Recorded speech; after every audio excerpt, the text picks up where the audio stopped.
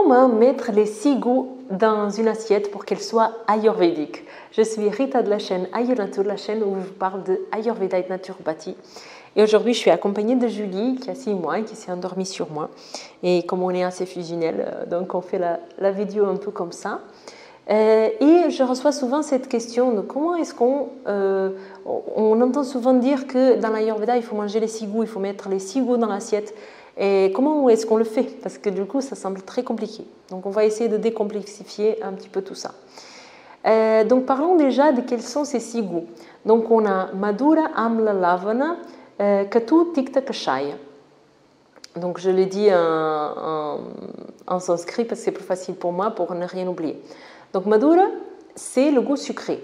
Le goût sucré, c'est celui qu'on va retrouver dans les céréales, par exemple. Ce n'est pas le sucré, le sucre rapide, ok? Parce que Madhura, c'est dans la définition quelque chose qui est nourrissant. Donc le sucre rapide, par définition, il est carencé et il carence le corps. Donc c'est pas ça. Madhura, ça va être le goût sucré doux qu'on va retrouver dans les légumes, les céréales, les légumineuses. Donc c'est un goût sucré qui est doux. Madhura Amla. Amla, c'est le acide qu'on va retrouver par exemple dans les agrumes, dans le citron, etc.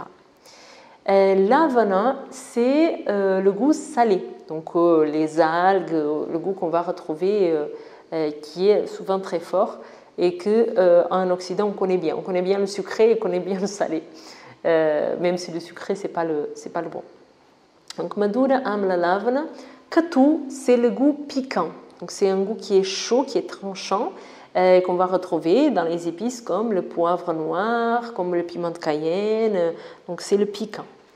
Katu, Tikta, c'est le goût amer, c'est un goût qu'on n'aime pas trop dans notre culture occidentale et c'est dommage parce que c'est vraiment un goût qui apporte plein de bienfaits pour le corps et qui en plus il va être en antithèse avec le sucré, donc quand on veut arrêter un petit peu des addictions qu'on a au sucre, le goût Tikta, donc la mer, il va beaucoup nous aider à ça. Et donc, comme on est très sucre, on est très à écarter le amla parce que du coup, il nous empêche un petit peu, c'est les mêmes récepteurs. Donc, c'est dommage qu'on l'écarte comme ça. Donc, amla et kashaya, qui est le goût astringent, qui on va retrouver un petit peu dans le vin. Vous voyez dans cette astringence dans une pomme qui n'est pas complètement mûre. Donc c'est un goût qui va assécher, on va sentir un assèchement dans la bouche. Donc comment est-ce qu'on va, on va mettre les 6 goûts dans une assiette? On a l'impression que chaque aliment il va avoir un goût. Donc ça c'est la première chose, c'est de comprendre que les aliments ne vont pas avoir un seul goût. Okay? Donc quand je vous ai dit par exemple que la pomme de terre, je peux vous dire la pomme de terre, si on va réfléchir, c'est quoi le goût numéro 1 de la pomme de terre? C'est Madhura. C'est Madhura, mais est-ce que la pomme de terre, elle est que Madhura, elle est que sucrée? Non, des fois on peut retrouver aussi une certaine astringence dans la pomme de terre, n'est-ce pas? Dépendant du type de pomme de terre, on va retrouver plus ou moins d'astringence, plus ou moins de douceur. On peut retrouver un petit peu un goût salé aussi, si on recherche dans cette observation. Donc en fait en Ayurveda, il faut comprendre qu'on a classé les choses, on a divisé les choses pour pouvoir mieux les comprendre. Mais dans la réalité, il n'y a aucun aliment qui vient avec un seul goût. Okay? Dans les aliments, dans les épices, ça va être un peu plus différent parce que les épices, elles vont être très concentrées. Les plantes aussi, elles vont être très concentrées. Donc c'est pour ça qu'on les utilise un peu plus comme des remèdes parce qu'elles sont très concentrées. Mais dans les aliments, en général, on va retrouver différents types de goûts. Donc déjà, on peut lâcher prise sur le truc qu'il faut mettre plein d'aliments dans une assiette. Parce que si on met plein d'aliments dans une assiette, c'est beaucoup trop et c'est plus difficile à digérer. Okay? C'est plus facile pour l'organisme de digérer un aliment seul que 10 aliments ensemble. Donc un aliment seul, peut-être qu'on sera carencé si on fait comme ça. Mais en effet, si on met 10 de choses différentes, par exemple 10 types de... si on met 3 types de protéines animales dans une assiette, c'est méga lourd à digérer, par exemple. Donc, on n'a pas forcément besoin de mettre beaucoup d'aliments. Ça, c'est la première chose. Est-ce qu'on a besoin de mettre des épices? Non, mais ça aide. Parce que, en effet, le goût piquant, on va le retrouver dans certains aliments.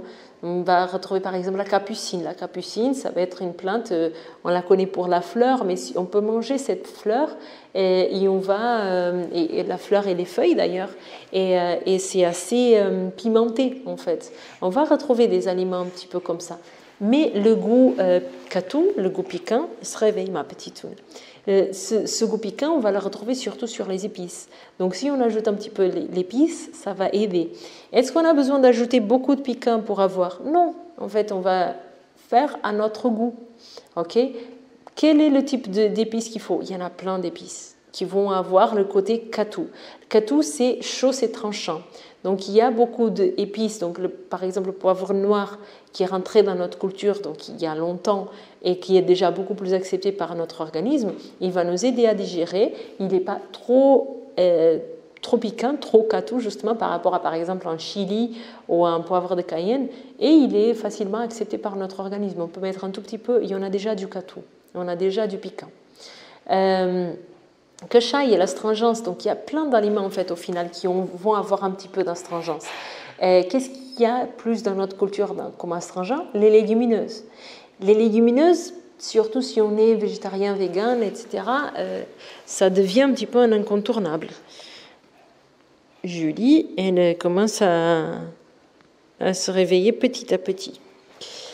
Donc c'est comme ça qu'on va jongler. Donc, on n'a pas besoin peut-être de mettre des légumineuses à chaque repas, mais si on arrive à manger des légumineuses une fois par jour déjà, pas tout le monde peut, c'est déjà bien. Mais c'est toujours une question de où est-ce qu'on se retrouve et vers où on va.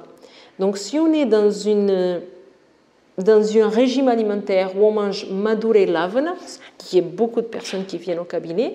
Madura, c'est le sucré, lavana, c'est le salé. Il y a beaucoup de personnes qui mangent beaucoup industriel et qui mangent à base de madura lavana, madura lavana, madura lavana. Et donc, si on est dans cette condition-là, si on ajoute un petit peu de katou et un petit peu de kashai, donc un petit peu de piquant et un petit peu d'astringence une fois par semaine, déjà on a gagné. Donc, comment c'est votre assiette aujourd'hui et vers où vous voulez aller? Si vous mangez que sucré et salé aujourd'hui, n'essayez pas de mettre les 6 goûts d'un coup dans votre assiette. Vous allez avoir une indigestion, ça ne va pas bien se passer. Votre corps il a besoin de s'adapter.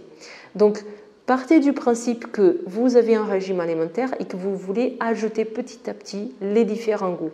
Faites-le avec calme, faites-le avec patience, faites-le avec amour. Et avec le temps, avec bienveillance envers vous-même. Et petit à petit, vous allez pouvoir digérer. Parce que si vous commencez à manger des légumineuses tous les jours parce qu'il vous faut le saveur kashai, vous n'allez pas digérer ces légumineuses. La légumineuse, elle crée beaucoup d'air. Elle aggrave le vata si elle est mangée en excès et qu'on n'arrive pas à digérer. Donc tout doit être fait adapté à vous, à vos besoins, à votre capacité, à votre rythme. Donc voilà ce que je peux vous dire sur comment mettre les 6 goûts dans votre assiette. Donc je ne donne pas des recettes, vous en avez plein d'endroits où vous allez pouvoir trouver des recettes. Je ne trouve pas ça forcément utile, ce n'est pas comme ça que je fonctionne en cabinet. Je préfère que vous partez de votre assiette actuelle et que vous commencez petit à petit à ajouter des choses.